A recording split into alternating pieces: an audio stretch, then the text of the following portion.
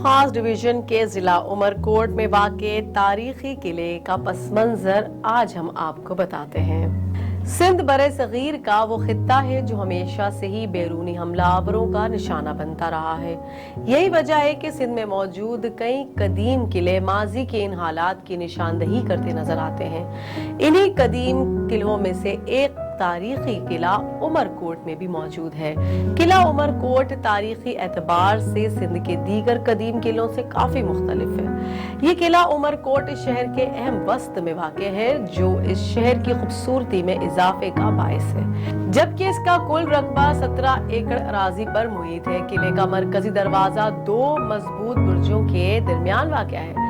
किले की दीवारें तकरीबन 35 फुट ऊंची हैं। उमरकोट किले की तामीर के हवाले से माहिरीन की 2 आरा हैं।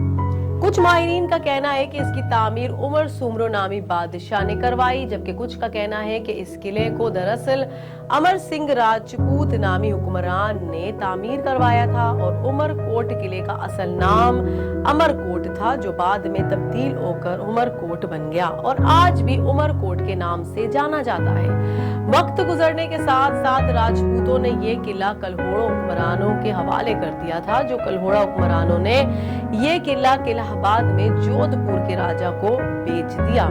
1813 ईस्वी में तालपुर हुक्मरानों ने इस किले पर कब्जा कर लिया और आखिर में इस किले पर अंग्रेजों का कब्जा रहा। इस किले की एक और तारीखी हैसियत ये है कि मुगल बादशाह हुमायूं शेर शाह सूरी से शिकस्त खाने के बाद इस किले में पनाह गुज़ीन था और इसी दौरान 23 नवंबर 1542 को जलालुद्दीन अकबर की पैदाइश इसी किले में हुई।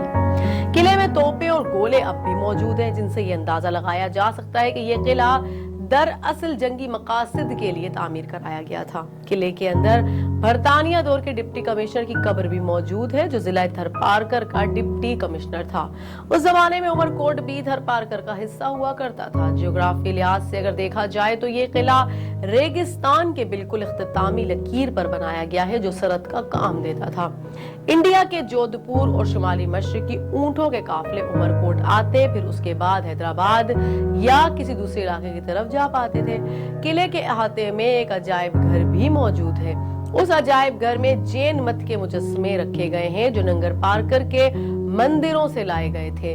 इसके अलावा उसमें चंद कदीम किताबें और मुगलिया दौर में जंगी साजो सामान और तस्वीर भी आवेजा की गई हैं। किला उमरकोट की हालत रोज बरोज अबतर हो रही है। जरूरत इस बात की है कि कम से कम इस तारीखी विरसे की हिफाजत करते हुए आइंदा आने वाली नस्लों के लिए उसे महफूज किया जाए।